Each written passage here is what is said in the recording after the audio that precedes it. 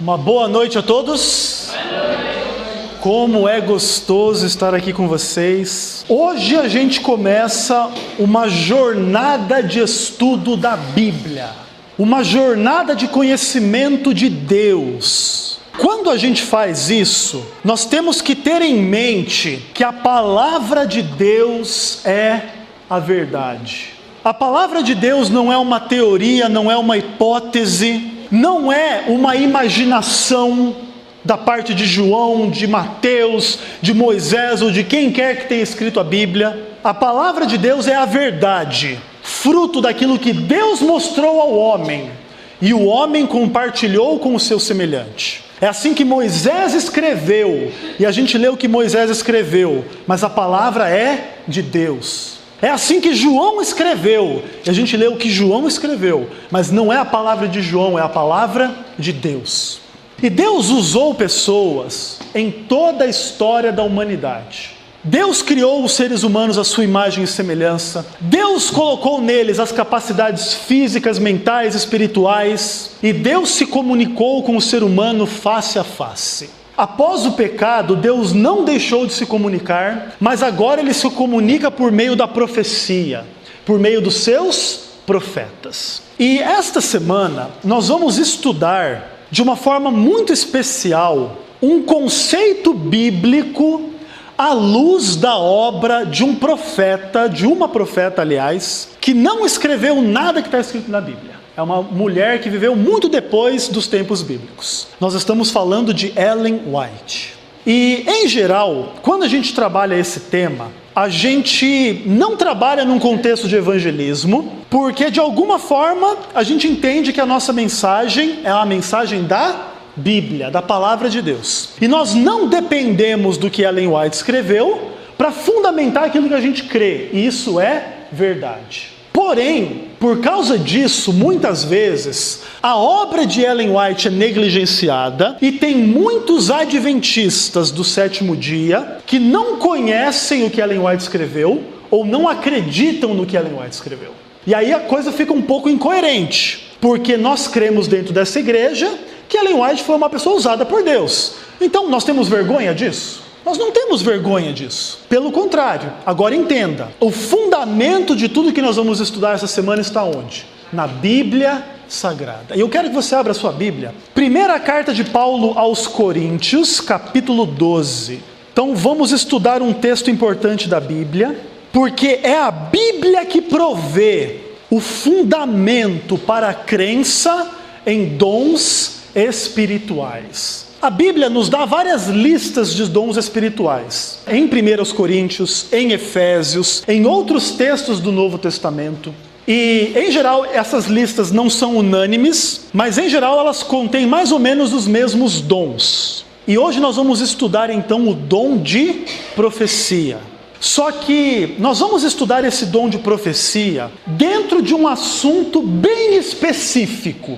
E o tema da mensagem de hoje é assim: as relações entre a obra de Ellen White e a Bíblia à luz do conceito de pecado. Mas primeiro nós vamos fundamentar a crença nos dons espirituais. Então, assim, com a Bíblia aberta, vamos orar para que Deus fale ao nosso coração. Senhor Deus eterno e querido, que ao lermos a Tua palavra nesse momento, possamos ouvir a Tua voz, Pai. Dá-nos a Tua graça e a Tua paz e o Teu entendimento. Em nome de Jesus, amém. Então olha só o que a Bíblia nos diz em 1 Coríntios, capítulo 12, a partir do verso 1. A respeito dos dons espirituais, não quero, irmãos, que sejais ignorantes. Sabeis que outrora, quando éreis gentios, deixáveis guiar-vos, conduzir-vos a ídolos mudos, segundo éreis guiados. Por isso vos faço compreender que ninguém que fala pelo Espírito de Deus afirma anátema Jesus. Por outro lado, ninguém pode dizer Senhor Jesus, senão pelo Espírito Santo. Ora, os dons são diversos, mas o Espírito é o mesmo. E também há diversidade nos serviços, mas o Senhor é o mesmo. E há diversidade nas realizações, mas Deus é quem opera tudo em todos. A manifestação do Espírito é concedida a cada um visando um fim proveitoso, porque a um é dada, mediante o Espírito, a palavra da sabedoria, a outro, segundo o mesmo Espírito, a palavra do conhecimento, a outro, no mesmo Espírito, a fé, a outro, no mesmo Espírito, dons de curar, a outro, operações de milagres, a outro, profecia, a outro, discernimento de espíritos, a um, variedade de línguas, e a outro, capacidade de interpretá-las. Mas um só e o mesmo Espírito realiza todas as coisas, distribuindo-as como lhe apraz, a cada um individualmente. Nós poderíamos pregar essa noite só sobre esse texto e já teria muita informação e muita coisa. Mas eu quero que vocês se concentrem em poucas dessas coisas. E a primeira delas é a seguinte: Paulo nos afirma que existem uma variedade de dons, mas existe um só Espírito. Isso é muito interessante, porque, por vezes, algumas pessoas no mundo cristão, elas têm uma tendência muito ruim de dizer o seguinte: quem não prega, quem não tem dom de pregar, não é de Deus, não é fiel, não é correto, está longe de Deus, porque quem está perto de Deus tem que saber pregar. Mas isso é verdade? Não. Existem pessoas que têm grande comunhão com Deus, mas não sabem pregar, não sabem falar em público, várias dificuldades. Mas isso não quer dizer que a pessoa não tem comunhão com Deus, ou que ela não tem dons espirituais. O mundo pentecostal, de forma geral, pensa assim: quem não fala em línguas não tem o Espírito Santo. Mas espera aí, nem todo mundo fala em línguas. Jesus não falou em línguas, Estevão não falou em línguas, tantos outros homens cheios do Espírito Santo na Bíblia não falaram em línguas. Então não quer dizer que para ter o Espírito Santo, para ter um dom espiritual, tem que falar em línguas. Todo mundo é profeta? Sim ou não? Não. Não é porque você tem um dom espiritual que tem que ser o dom de profecia. E no fim de tudo, o que a gente vai perceber? Nós todos temos dons espirituais diferentes. Nem todos são iguais, mas todos nós que cremos em Deus temos o mesmo Espírito, que é o Espírito Santo. Então olha só, o Espírito Santo tem dons diversos, mas ele é um só. E aí nesse texto se diz que esse Espírito Santo, ele se manifesta com um fim proveitoso, ou seja, com um objetivo útil. Por que Deus dá a alguém o dom de pregar? É para o pregador ficar lá bem bonitão? Claro que não. É porque a pregação é útil para a salvação de alguém. É para isso que Deus dá o dom de pregar. Por que Deus dá a alguém o dom de profecia? É porque esse dom tem utilidade na salvação de outras pessoas. Pensa quando Deus deu o dom de línguas lá em Atos capítulo 2. Aquele dom de línguas funcionou para a salvação de muitas pessoas que não falavam a língua dos discípulos. Então, o objetivo de Deus com os dons espirituais é que eles sejam úteis e não inúteis. Isso é muito importante, porque aí a gente consegue entender que as coisas que Deus faz, elas têm propósito, e elas não são dadas para que o pastor seja melhor que os outros porque ele tem um dom, para que quem fala isso ou quem fala aquilo seja melhor que os outros porque tem o dom de falar isso ou aquilo. Não foi para isso que Deus nos deu dons. Deus deu dons para a igreja, para a utilidade, para a salvação. Dentro de 1 Coríntios 12, onde a gente leu, se fala de um montão de dons. Fala de dom do conhecimento, dom da sabedoria, dom de operar milagres, dom de cura e vários outros. E no meio deles está lá o dom de profecia. Agora, já começa uma questão interessante. Pode existir mulher profeta? Sabe que muitas pessoas acusam muito a Bíblia de ser um livro machista, complicado e etc. Mas a verdade é o contrário. Você tem na Bíblia vários exemplos de mulheres profetas ou profetisas. Você tem, por exemplo, Atos 21, verso 9, a Bíblia diz que Filipe, um dos discípulos, ele tinha 4 filhas, 4 donzelas que profetizavam. Lá no Novo Testamento. 4 filhas, 4 mulheres que eram profetas, profetizavam. Só que isso não é só no Novo Testamento. Desde lá do livro dos Juízes, por exemplo, Juízes 4, verso 4, lá se diz que Débora era uma juíza do povo, uma líder do povo, e era também profetisa.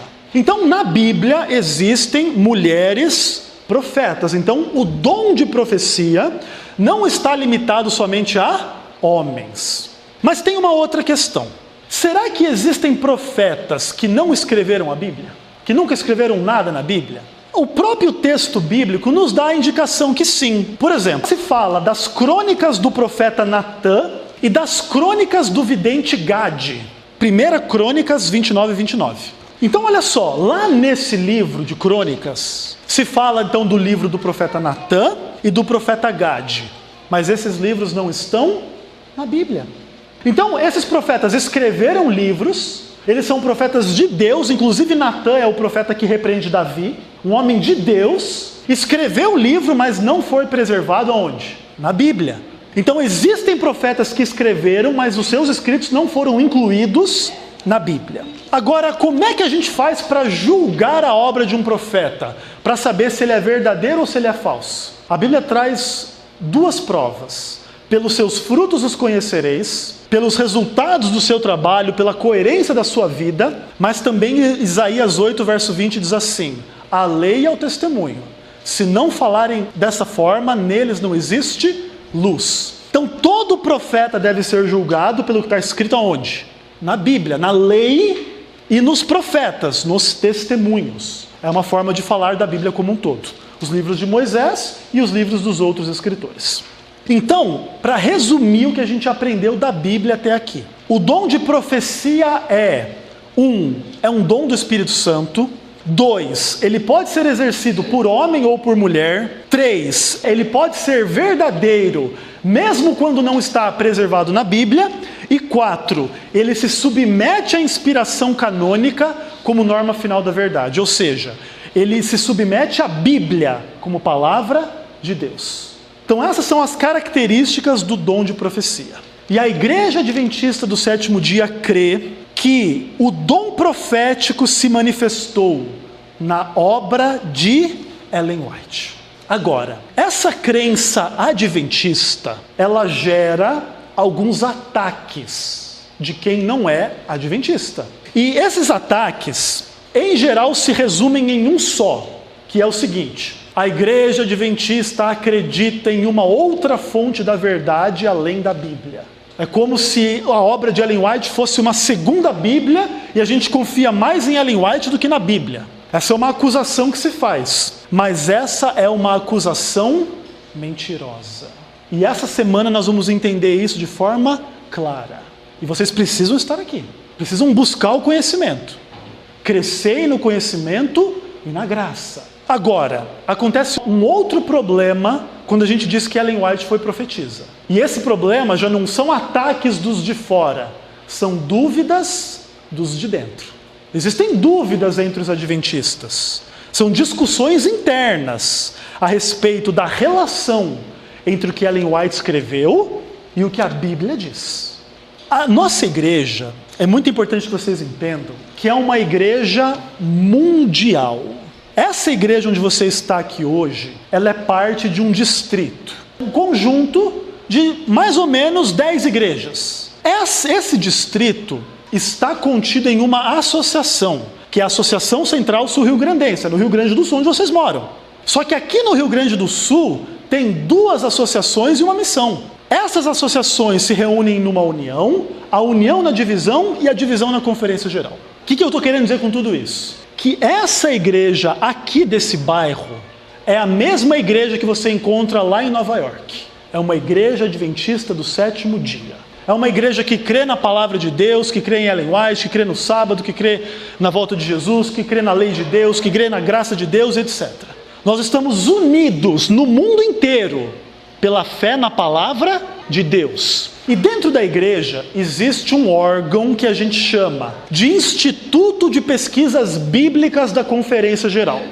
Nós somos 18 milhões de adventistas no mundo. Alguns desses adventistas vivem pesquisando a Bíblia justamente para oferecer para os membros as respostas das dúvidas que os membros têm em relação à Bíblia, em relação ao que a gente crê. Você tem tempo de gastar 1 ano estudando Romanos para tirar alguma dúvida sobre Romanos? Você tem que trabalhar, tem que lavar a louça, tem que cuidar das crianças, tem que fazer tudo. Você não tem esse tempo, mas a igreja tem alguém que passa o ano inteiro estudando o livro de Romanos para chegar no fim e dizer assim, olha, lá Paulo quer dizer isso, aqui Paulo quer dizer aquilo. É o estudo da Bíblia. O Instituto de Pesquisas Bíblicas da Conferência Geral, ele nos ofereceu 20 respostas a respeito do dom de profecia. E eu quero compartilhar essas 20 respostas com vocês. Como é que são essas 20 respostas? São 10 afirmações e 10 negações. E eu vou lê-las para vocês e vou comentar brevemente cada uma delas. Então vamos começar com as afirmações. A Igreja Adventista afirma o seguinte: acreditamos que a Bíblia é a palavra divinamente revelada por Deus, inspirada pelo Espírito Santo. Essa é a primeira afirmação. Em quem que nós cremos? Na Bíblia. Primeira afirmação. Segunda, acreditamos que o cânon da Bíblia, ou seja, o conjunto dos livros que compõem a Bíblia, é composto somente pelos 66 livros do Antigo Testamento e do Novo Testamento. Ou seja, nós não acrescentamos nenhum livro à Bíblia. Nós cremos que a Bíblia é o quê? É o Antigo Testamento e o Novo Testamento. Ponto final. Grande conflito é Bíblia? Não. Desejado de todas as nações é Bíblia? Não. Nós cremos que Bíblia é o quê? Antigo Testamento e Novo Testamento e ponto final. Terceira afirmação. Acreditamos que a Bíblia é a base da fé e a autoridade final em todos os assuntos. Qual que é a autoridade final? É a Bíblia. São afirmações da igreja. Quarta afirmação. Acreditamos que a Bíblia é a palavra de Deus na linguagem humana. A Bíblia é a palavra de Deus, não foi Moisés que escreveu, foi Davi que escreveu, foi Paulo que escreveu, o texto que a gente leu. Mas mesmo assim é a palavra de Deus. É isso que nós cremos. Quinto ponto. Acreditamos que a Bíblia revela que o dom de profecia seria manifestado na igreja cristã após o período de produção do Novo Testamento. Isso é muito importante. Lá na Bíblia fala que existem dons espirituais. Por exemplo, o dom de cura. Alguém ora por uma pessoa e a pessoa é curada. Existem casos de cura dentro da igreja, sim ou não? Sim. Não quer dizer que todo mundo é curado, mas quer dizer que existem casos de cura. Existem pessoas até hoje orando em nome de Jesus e pessoas sendo curadas. Então nós não cremos que esse dom de cura só servia para quem? Para Paulo, para Tiago, para João. Não, nós cremos que esse dom que Deus deu para eles ainda existe até hoje. Isso em relação ao dom de cura, como também ao dom de profecia e aos outros dons do Espírito Santo. Sexta afirmação. Acreditamos que o ministério de Ellen White e sua obra foram manifestações do dom de profecia. Essa é a fé da igreja. Nós cremos que o que ela escreveu é manifestação de profecia. Sétima afirmação. Acreditamos que Ellen White foi inspirada pelo Espírito Santo e que seus escritos, fruto dessa inspiração, são aplicáveis e autoritativos, especialmente para os adventistas do sétimo dia. Então nós cremos que o Espírito Santo foi que inspirou ela e o que ela escreveu tem muito valor, em especial aos adventistas. Oitava afirmação. Acreditamos que os objetivos dos escritos de Ellen White incluem compreensão dos ensinos da Bíblia com urgência profética para a vida espiritual e moral. Ou seja, para que Ellen White escreveu? Para nos ensinar com urgência profética a necessidade de estudar a Bíblia. Para isso que Deus levantou o ministério dela. Para eu e você estudarmos mais a Bíblia. Para a gente entender o tempo que a gente está vivendo, para a gente voltar para a Escritura. Nona afirmação. Acreditamos que a aceitação do dom profético de Ellen White é importante para a nutrição espiritual e unidade da igreja. Ou seja, a gente não ganha como igreja se a gente se afastar da fé no espírito de profecia. Por mais que essa fé possa gerar questionamentos e problemas, nós temos que encarar esses problemas e não nos afastar, porque o espírito de profecia é uma grande bênção para essa igreja. 10ª afirmação. Acreditamos que o uso que Ellen White fez de fontes e assistentes literários encontra paralelo em alguns escritores da Bíblia. Muitas pessoas acusam Ellen White de ser uma falsa profeta por várias razões.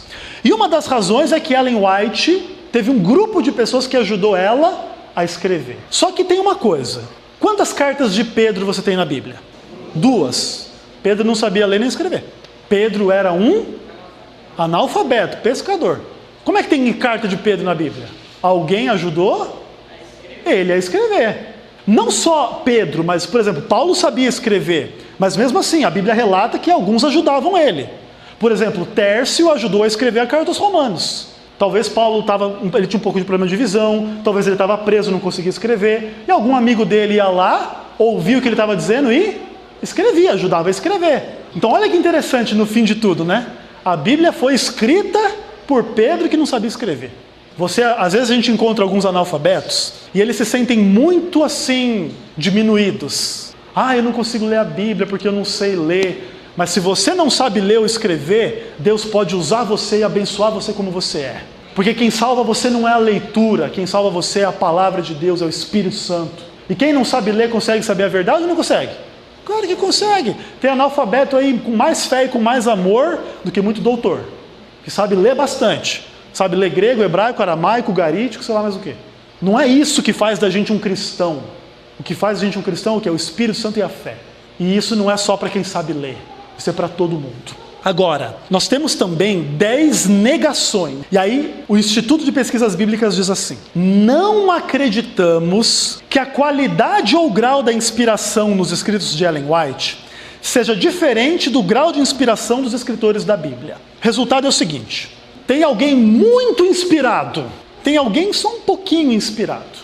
Essa é uma ideia problemática, porque no fim, você pode acabar tendo problema mesmo entre os autores da Bíblia. Você começa a chegar numa situação tipo assim: Paulo é muito inspirado, Tiago é um pouquinho inspirado, não é muito não. Porque você quer aceitar mais o que Paulo escreveu do que o que Tiago escreveu. Está entendendo como que funciona o argumento? Então a igreja adventista diz assim: não, Paulo foi inspirado, Tiago foi inspirado, amém, ponto final. Ou você é inspirado ou não é. Não tem essa coisa de muito inspirado, pouco inspirado, médio inspirado, não. Ou você é ou não é. Segunda negativa: não acreditamos que os escritos de Ellen White sejam um acréscimo à Bíblia. Não acreditamos nisso. Ponto final. Terceira negação: não acreditamos que os escritos de Ellen White funcionem como fundamento ou autoridade final da fé cristã, como a Bíblia funciona. Onde é que está a autoridade final? Está na Bíblia. Não cremos que Ellen White tem a mesma função. Não cremos que o que Ellen White falou é a palavra final de nada, porque a palavra final é a Bíblia. Quarta negativa: não acreditamos que os escritos de Ellen White possam ser usados como fundamento das nossas doutrinas. Por que a gente guarda o sábado? Porque está na Bíblia. Não é porque Ellen White escreveu que tem que guardar o sábado. Ela escreveu, mas não é por causa dela que a gente guarda.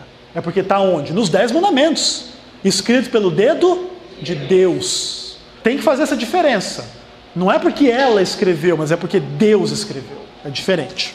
Quinto ponto: não acreditamos que o estudo dos escritos de Ellen White possa substituir o estudo da Bíblia. Essa é uma boa também, né? Ao você ler Patriarcas e Profetas, isso não é um substituto para você ler Gênesis, para você ler Êxodo, para você ler Levítico, para você ler Deuteronômio e etc. Não é substituto.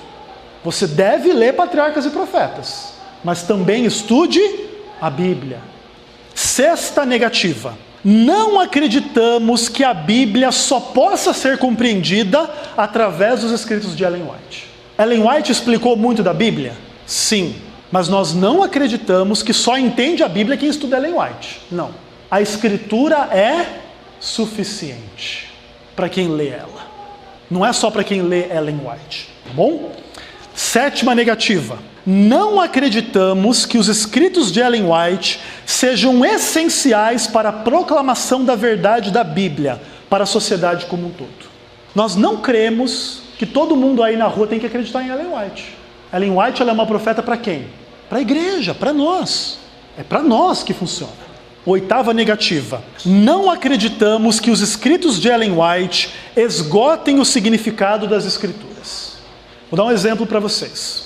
Quando você vê o que Ellen White escreveu sobre Romanos capítulo 7, ela escreveu muito sobre o verso 12, que fala que a lei é santa, justa e boa. Muitas vezes Ellen White citou esse texto. A lei é santa, justa e boa. Paulo escreveu lá em Romanos 7,12. Mas poucas vezes Ellen White citou os outros versos do mesmo capítulo. O bem que eu quero fazer eu não faço, o mal que eu não quero esse faço. Ellen White não citou muito esse texto. Agora, isso não quer dizer que Romanos 7,12 é mais importante que os outros versículos. Nós não cremos que o que ela escreveu é ponto final, o que ela escreveu é mais importante do que os outros. Não, é tudo importante porque é tudo palavra de Deus. Nona negativa. Não acreditamos que os escritos de Ellen White sejam um produto de mera piedade cristã. Ou seja, a Ellen White era muito gente boa. Por isso que ela escrevia tanto sobre Jesus. Não. Nós cremos que o que se manifestou nela foi um dom sobrenatural. Não foi vontade de escrever, falta do que fazer. Não tenho o que fazer, vou ficar escrevendo sobre Jesus. Não. Não é fruto disso. É fruto de uma experiência espiritual poderosa, um dom espiritual que Deus deu para ela. E 10º ponto, não acreditamos que o uso de fontes e assistentes literários por parte de Ellen White negue a inspiração dos seus escritos. Mesma coisa do ponto 10 das afirmações. Agora, isso colocado, a gente precisa entender uma coisa. A melhor forma da gente estabelecer as relações corretas entre a Bíblia e a obra de Ellen White é estudar o que Ellen White mesmo escreveu sobre a Bíblia. Você quer saber qual que é a relação entre uma coisa e outra? Dá uma olhadinha no que Ellen White escreveu e eu vou ler para vocês. Eu poderia citar aqui um montão de texto, mas eu vou ler um só. Fundamentos da Educação Cristã, página 126. Ellen White escreveu assim: a Bíblia é a única regra de fé e doutrina. Quem está dizendo isso? Ellen White. Ela está dizendo assim: os meus escritos são fé e doutrina. O fundamento da fé e doutrina é o que eu escrevo. Não. A Bíblia é a única regra de fé e doutrina e ponto final. Só que ela diz. Agora, deixa eu dizer para vocês. Essa semana, nós vamos investigar as relações entre a Bíblia e o espírito de profecia à luz de um conceito. E esse é o conceito de pecado. E por que esse conceito é importante a gente entender? Porque sem o pecado, sabe onde eu e você estaríamos? No paraíso. Você queria estar no paraíso? Eu queria. Mas nós estamos aqui num mundo, sofrimento, doença, dor, morte, problemas financeiros, problemas familiares, problemas espirituais. E por que nós estamos aqui? Por causa do pecado. Então, vamos estudar esse tema essa semana. Abre a sua Bíblia, João capítulo 16. Vamos para a Bíblia. João 16, versos 8 a 11.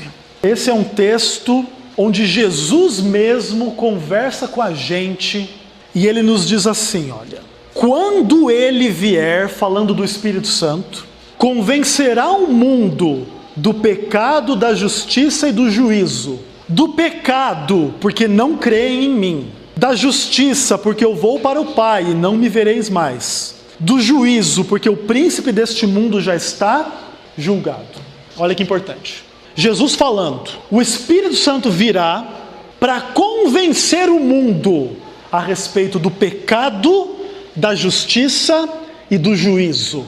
E agora Jesus vai nos dar uma definição de pecado. E ele vai dizer assim: do pecado, por quê? Porque não acreditam em mim. Não acreditar em Jesus é o quê? É pecado. Romanos 14, verso 23. Vamos adiante aí no Novo Testamento. E nós vamos encontrar em Paulo um conceito de pecado igual ao conceito de Jesus em João 16. Então Romanos 14, verso 23. Aí a Bíblia diz assim: mas aquele que tem dúvidas é condenado se comer, porque o que faz não provém da fé. Leiam comigo aí. E tudo que não provém da fé é pecado. Tudo que não provém da fé é o quê? É pecado. Então olha que interessante. Nesses textos, pecado é algo que existe em função da fé ou da não fé. Não ter fé é pecado, fazer algo contra a nossa fé é pecado. Imagina o seguinte, eu tenho fé no amor, eu não amo, é pecado. Eu tenho fé que tem que guardar o sábado, eu não guardo o sábado, é o quê? É pecado. Eu tenho fé que eu tenho que tratar bem as pessoas, eu não trato bem as pessoas, é pecado. Tudo que eu faço que não provém da fé é pecado. Mas volta um pouquinho aí em Romanos, vai para o capítulo 7, verso 7. E agora Paulo vai nos dar um outro conceito de pecado, muito interessante. Romanos 7, verso 7. Aí a Bíblia diz assim: que diremos, pois? É a lei pecado? Paulo responde: de modo nenhum. Mas eu não teria conhecido o pecado, senão por intermédio da lei. Pois não teria eu conhecido a cobiça, se a lei não dissera, não cobiçarás. Agora, Paulo migra da noção de pecado em relação à fé e nos traz para a relação de pecado em relação ao quê? A lei de Deus. E esse é o sentido de um dos textos mais famosos que a gente usa para definir o pecado. 1 João 3, verso 4. Pois todo aquele que pratica o pecado também transgride a lei. Porque o pecado é o quê? É a transgressão da lei. Então olha só pelo estudo da Bíblia, nós chegamos à seguinte conclusão. Às vezes o pecado é ligado à falta de fé, e às vezes o pecado é ligado à transgressão da lei de Deus. Então nós vemos pela Bíblia um conceito plural de pecado. Às vezes pecado é uma coisa, é a falta da fé. Às vezes pecado é outra coisa, é a transgressão da lei. Concordam comigo, sim ou não? Sim. Fica claro pela Bíblia o que eu estou dizendo? Então isso é importante. Então pela Bíblia nós temos um conceito plural de pecado. E por toda a Bíblia nós vemos essa pluralidade. Moisés, por exemplo, escreveu que existem pecados por ignorância e outros pecados de mão levantada por rebelião. Uma coisa é uma coisa, outra coisa é outra coisa. 1 João capítulo 5 também diz assim, que existe pecado para a morte e existe pecado não para a morte. Já demonstrando que tem pluralidade no conceito. Às vezes o pecado tem perdão, às vezes não tem perdão, que é o pecado contra o Espírito Santo. Mas tudo é pecado. E o conceito de pecado é plural, não é singular. Nem sempre pecado significa a mesma coisa. Por exemplo, vou dar um exemplo bem claro para vocês. Você peca? Sim, ok. Agora eu vou definir pecado. Matar a mãe é pecado? É pecado. Você já matou sua mãe? Então se eu disser assim, você peca. Peraí, eu não estou querendo, não posso te acusar de matar sua mãe, você nunca matou sua mãe. Então mesmo você não tendo nunca cometido o pecado de matar sua mãe, você fez algum outro pecado. Isso é importante. Se eu definir pecado só como matar a mãe, quem nunca matou a mãe não pecou. Eu nunca pequei. Minha mãe inclusive está viva aqui, junto comigo. Eu não posso definir pecado só em função de uma coisa. Pecado é um montão de coisas. Bom? É uma pluralidade de coisas. Só que assim, olha, o que acontece? Nesses poucos exemplos, nós já podemos postular pela Bíblia que pecado é um conceito plural. Às vezes significa uma coisa, às vezes outra. Mas imediatamente agora, nós começamos os nossos problemas. Sabe por quê? Porque Ellen White, ela escreveu várias vezes um conceito que é o seguinte. Olha só o que ela escreve. Fé e Obras, página 56. Pois bem, precisamos compreender o que é o pecado. A saber, que ele é a transgressão da lei. Aí ela arremata dizendo assim: essa é a única definição dada nas Escrituras. Nós vimos pela Bíblia que o conceito de pecado é plural. Ela afirma que o conceito é único, um só. E esse exemplo é suficiente para testar a nossa fé e as nossas convicções. E agora eu vou apertar vocês. Agora eu quero apertar vocês, eu quero ver quem é adventista do sétimo dia. Eu vou colocar uma situação hipotética aqui. Se a Bíblia apresenta um conceito plural de pecado, e Ellen White insiste num conceito singular de pecado, nós precisamos fazer algumas perguntas e obter respostas para solucionar o nosso dilema. Peraí, a Bíblia fala que é plural, Ellen White fala que é singular. Vamos cavucar isso aí. Se a Bíblia apresenta o conceito de pecado como algo plural, e Ellen White apresenta como algo singular, vamos pensar que no fim das contas a gente chega à seguinte conclusão: ou a Bíblia está errada, ou Ellen White está errada. No fim da nossa grande investigação a gente chega numa das duas conclusões. Quem que você vai rejeitar? A Bíblia ou Ellen White? Eu rejeitaria Ellen White. Só que deixa eu dizer uma coisa para vocês. É triste reconhecer, mas alguns adventistas na face desta terra prefeririam rejeitar a Bíblia. E sabe por quê? Porque eles fazem interpretações perfeccionistas de Ellen White. Porque eles se agarram à interpretação deles de Ellen White. E eles acham que aquilo é a mais pura verdade. Só que tem uma coisa. Essa postura de negar a Bíblia ou de negar Ellen White, ela é plenamente equivocada e completamente desnecessária. E eu vou explicar para vocês por quê. A tensão entre a Bíblia e Ellen White nesse ponto não é resolvida descartando a Bíblia em favor de Ellen White e nem descartando Ellen White em função da Bíblia. A palavra única nem sempre significa uma unidade matemática, mas pode significar uma unidade especial, apesar da existência de outras unidades. Vou dar um exemplo. Se eu disser para vocês assim, olha, esta é a minha única gravata. Isso pode significar duas coisas diferentes. Talvez eu só tenha essa gravata, eu não tenho nenhuma outra. Eu só tenho quantas? Uma. Essa aqui é a única. Só que tem uma coisa. Talvez eu tenha 1000 gravatas, mas essa aqui eu ganhei da minha mãe. A minha mãe me deu essa gravata aqui no dia do meu aniversário, que eu fiz 30 anos, que eu fui chamado, que eu me tornei um pastor. E ela falou assim, filho, eu estou te dando essa gravata para você lembrar do teu chamado, você é um pastor, você tem que pregar a palavra de Deus. E agora, apesar de eu ter 1000 gravatas, essa aqui é única. É difícil de entender? Não é difícil de entender. Só que alguns querem criar o quê? Confusão. Ah, Ellen White escreveu que é única, mas a Bíblia diz que é plural. Então vai com calma. Vai com calma, porque você pode acabar colocando Ellen White contra a Bíblia. E a Bíblia contra Ellen White. E aí você não está fazendo a obra de Deus, está fazendo a obra de quem? Do diabo. Está criando o quê? Confusão. Agora, o que determina se a palavra única quer dizer um em conceito matemático ou especial? É o contexto.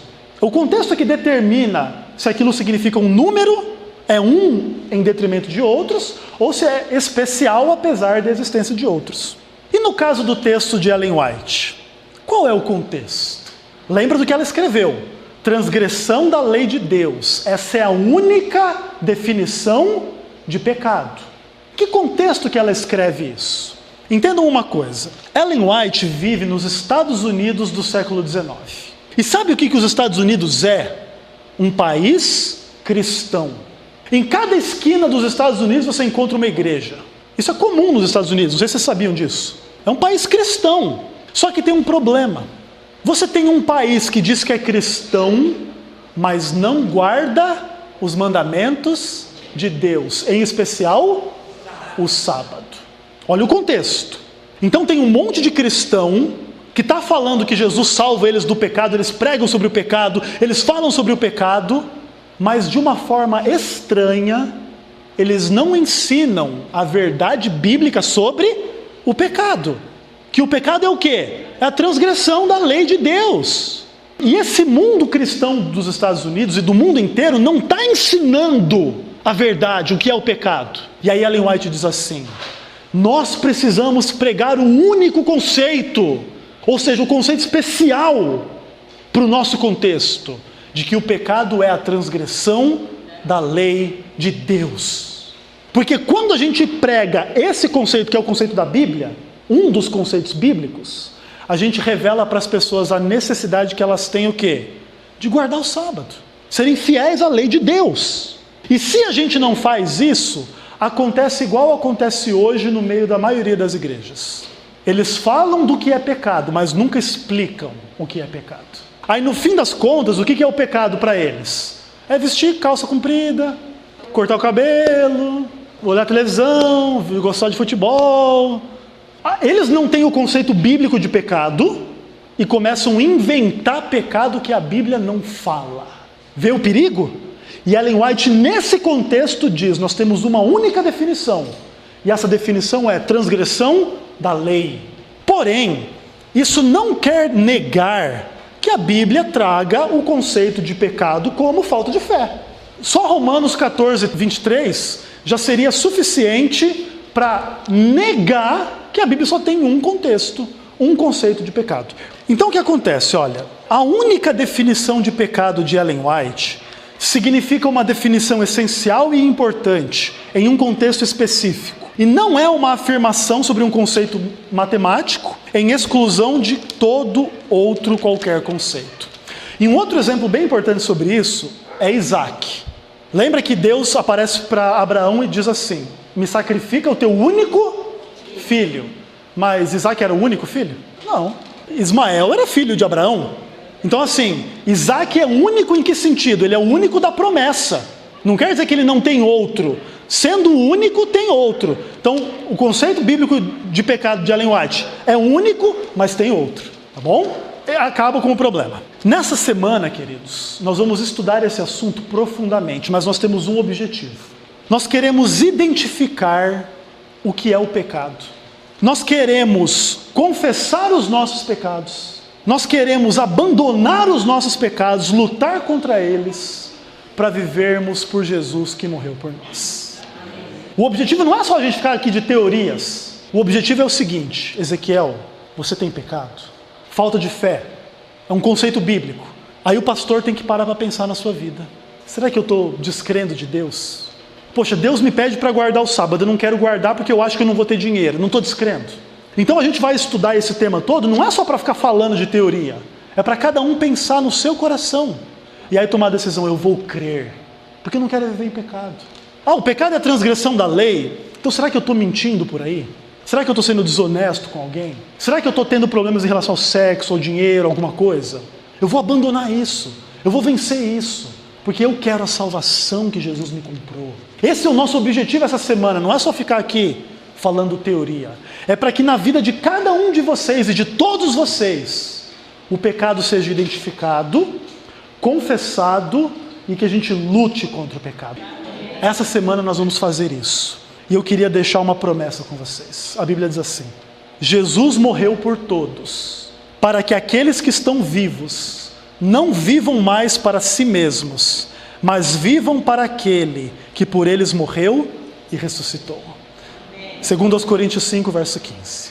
Jesus morreu por todos os pecadores, por todos os transgressores, para que a gente não viva mais para nós mesmos, mas para que a gente viva para Ele e por Ele, que morreu por nós, venceu a morte e está voltando para nos buscar. A gente traz um tema assim, complicado, difícil, pesado, porque o pecado é uma coisa complicada, difícil, pesada, mas onde abundou o pecado, superabundou a graça de Deus. Nós temos problemas e pecados, todos nós. E nós vamos entregar esses pecados nas mãos de Deus nesse momento. Vamos orar. Senhor Deus eterno e querido, muito obrigado pela herança da Tua palavra que o Senhor deu a cada um de nós, Pai. Obrigado porque o Senhor levantou essa igreja para pegar a Tua palavra, Pai. Senhor, nós somos uma igreja importante neste mundo, Pai. Não porque nós somos melhores que os outros, mas porque o Senhor, pelo Espírito Santo, nos deu a Tua palavra, Pai. Que diante disso, Senhor, o Senhor nos perdoe aquilo que temos falhado diante da missão, diante da fé, diante do amor, diante da Tua lei. E que, de posse do Teu perdão, saiamos daqui renovados para sermos fiéis à Tua palavra, Pai. Dá-nos a Tua graça, a Tua misericórdia, nos protege na volta para casa, nos abençoe e nos guarde, salva cada um de nós e a nossa família. Nós Te imploramos em nome de Jesus. Amém.